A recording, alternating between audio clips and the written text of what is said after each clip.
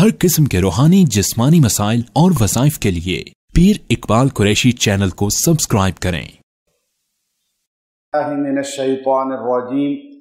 बिस्मिल्लाहिर्रहमानिर्रहीम। अल्लाह रब्बुल इज़्ज़त ने हर इंसान के लिए दुनिया में एक वक्त मुतअय्यन किया है, उसके बाद यहाँ से वो रख्ते सफ़र आखिरत का बांध लेता है। इंसान जाना तो नहीं चाहता कि मुझे दुनिया से मौत आ जाए, मैं चला जाऊं, लेकिन फिर भी उसको जाना पड़ता है। लेकिन ये इंसान की रिसर्च की गई, इंसान की बुनियादी जो दुनिया में आकर रह कर वापस जाने की ये पूरी एक कहानी है। मैं साउथ अफ्रीका पोर्ट एलिज़ाबेथ से केप टाउन की तरफ एक जंगली बहुत बड़ा सफ़र है, 15-20 दिन का हमने किया बाई रोड। वहाँ एक गार के मुतालिक ये कहा गया ये 14 लाख साल पुरानी है और दुनिया का बहुत बड़ा यहूदी तबका वहाँ अक्सर आता है और वहाँ रहता भी है। पूरा उस गार के करीब जितना शहर है, जैसे एक बैरिया टाउन यहाँ, तो इतना बड़ा इलाका यहूदियत का आबाद करता है और उसमें सिर्फ 2 या 3 मुसलमान रहते हैं। तो एक छोटी सी मस्जिद है और एक बंदा वहाँ बैठा रहता है। अल्लाह का कोई अजीब ही निज़ाम है उस बंदे के मुतालिक देख कर भी कि वो बात भी किसी से नहीं करता, सिर्फ नमाज पढ़ाता है और बस अकेला ही इकामत कहता है, अकेला ही नमाज पढ़ लेता है।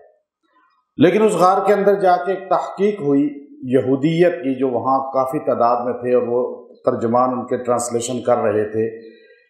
उन्होंने कहा इंसान बुनियादी तौर पे जो दुनिया में आया है, क्योंकि वो गार कोई छोटी सी गार नहीं थी, वो इस समय एक पूरा सेक्टर था, उसके अंदर ही दाखिल हों तो हर चीज़ थी, शहर भी थे, घर भी बने हुए थे, बादशाह का तख्त भी था, दरबार भी था, मतलब हर चीज़ उस गार, और गार इतनी बड़ी थी वो। तो वहाँ दीवारों पे चट्टानों पे लिखा हुआ था और डेट भी लिखी हुई थी कि ये इतने हज़ार साल पुरानी, ये इतने हज़ार साल पुरानी, यूँ पूरी एक रिसर्च थी उस पर। तो उन्होंने वहाँ एक चीज़ जो लिखी और वहाँ एक स्कॉलर तकरीर कर रहा था और अपने मजमे को सुना रहा था। जैसे हमारे यहाँ लोग जो है अरफात मिना में लेकर हाजियों को, उम्रे वालों को सैर के लिए जाते हैं, तो वहाँ खड़े होकर उनको तरगीब बता रहे होते हैं कि ये है, ये है, तो वो भी बता रहा। तो उसने वहाँ जो तहकीक अपनी बताई, उसने कहा इंसान बुनियादी तौर पे जो है वो इस दुनिया का नहीं है बासी, ये मुसाफिर है, मुकीम नहीं है। हमारे यहाँ 2 इस्तिलाहें होती है, एक मुकीम और एक मुसाफिर। कहा जी ये मुकीम नहीं है, ये मुसाफिर है। मुकीम कौन है?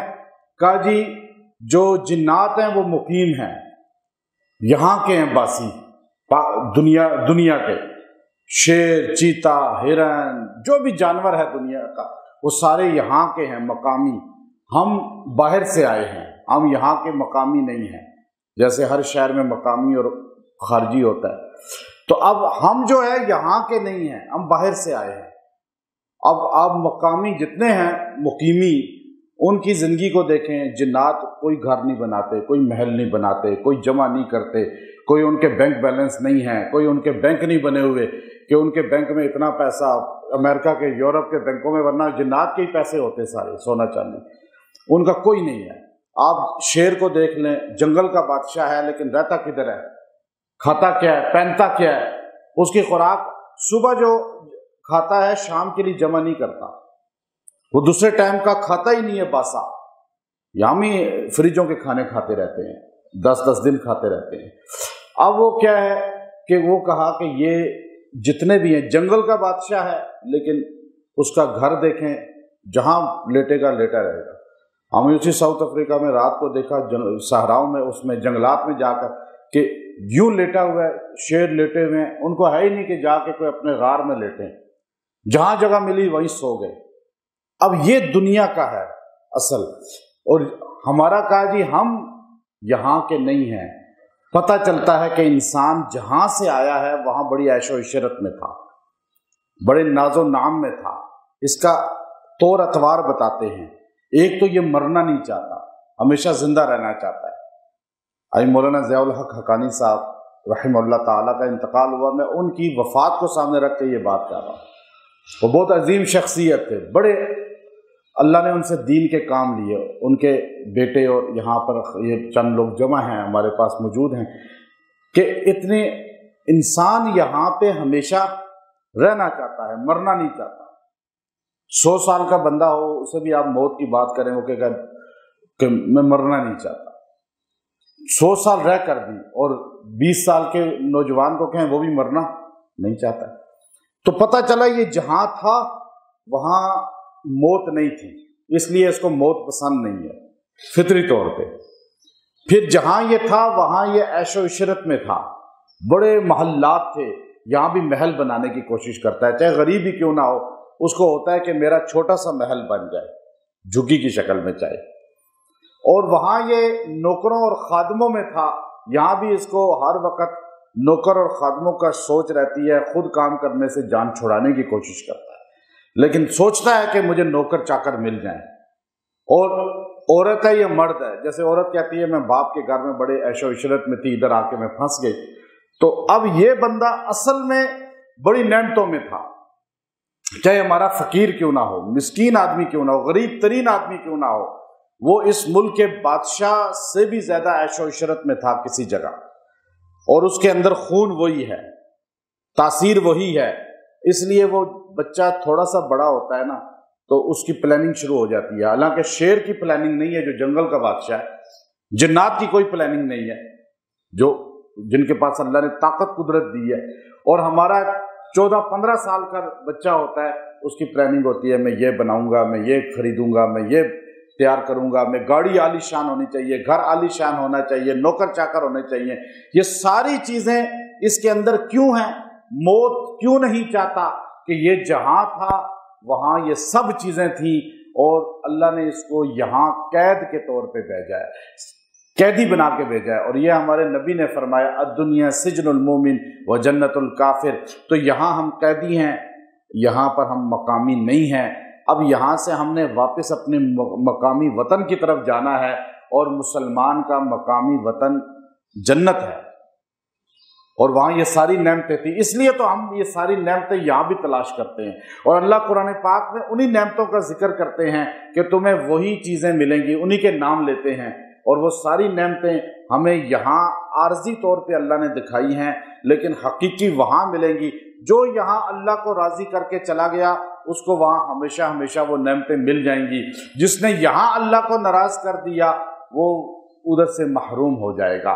اب مولانا ضیاء الحق حقانی صاحب رحمہ اللہ تعالی ایک عظیم شخصیت تھے، آپ نے دینی خدمات بھرپور طریقے سے راولپنڈی شہر میں ادا کی، اسلام آباد راولپنڈی کے علماء ان کو پہچانتے ہیں، اہل علم پہچانتے ہیں، اور اپنے زندگی ساری قرآن و سنت کی تزویج، تبلیغ اور دفاع ختم نبوت، دفاع اصحاب رسول صلی اللہ علیہ وسلم میں ہر وقت محو رہے، اپنے آپ کو مصروف رکھا۔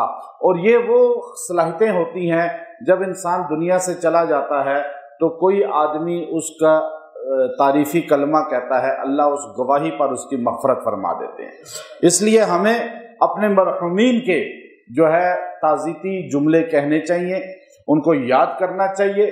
جب ہم کسی کو یاد کریں گے تو کوئی ہمیں بھی یاد کرے گا، تو اس لیے یہ ان کے اولاد ہیں، ان کے بیٹے ہیں، ماشاءاللہ یہ سرمایہ ہے، ان کا صدقہ جاریہ ہے۔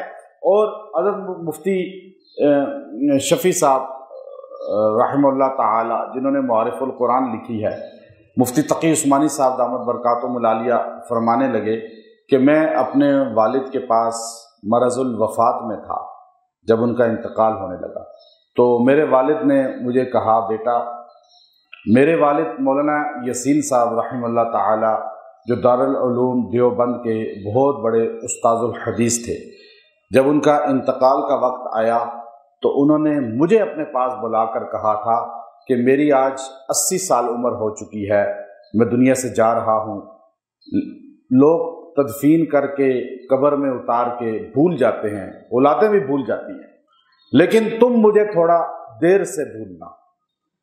تو مفتی شفیع صاحب فرمانے لگے اپنے بیٹے مفتی تقی عثمانی صاحب کو کہ میں آج تمہیں وہی جملہ کہہ رہا ہوں کہ میں نے اپنے والد کو خود قبر میں اتارا ہے، لیکن آج 80 سال کی عمر میں بستر پر تمہارے سامنے لیٹا ہوں، میں نے ایک دن بھی اپنے والد کو دعا میں بھولا نہیں ہے، روز اصالِ ثواب کیا ہے۔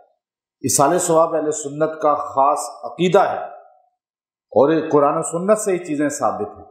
اب مفتی تقی صاحب فرمانے لگے کہ میرے والد نے مجھے کہا بیٹا لوگ تدفین کر کے بھول جاتے ہیں کچھ عرصے بعد، زیادہ سے زیادہ چلم کر کے تو ویسے ہی بھول جاتے ہیں، نام چلم اس لیے رکھا ہے کہ 40 دن یاد رکھیں، اس کے بعد یاد نہیں رکھنا ہوتا، لوگ قبر بھی بھول جاتے ہیں۔ میں ایسے بندوں کو جانتا ہوں، اولاد کو بیٹا اور پوتا، میں یہاں میرے پاس آ کے بتایا، بیٹے نے اور پوتے کو ساتھ لے گیا 0 پوائنٹ قبرستان میں اپنے والد کی قبر پر، پوتا اور بیٹا دونوں تلاش کر کر کر کے صبح سے شام تک باپ کی قبر انہیں نہیں ملی۔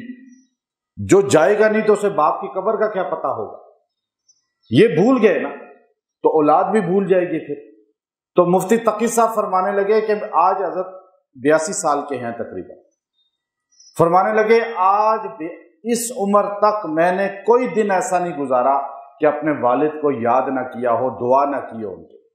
تو اس لیے اپنے مرحومین کے لیے دعا کریں، ان کو یاد کریں، اور حدیث میں آتا ہے جو 12 بار قل هو اللہ روزانہ پڑھ کے اپنے مرحومین کو اصالِ ثواب کرتا ہے، قیامت کے دن وہ اپنے ماں باپ کا فرما بردار اٹھایا جائے گا۔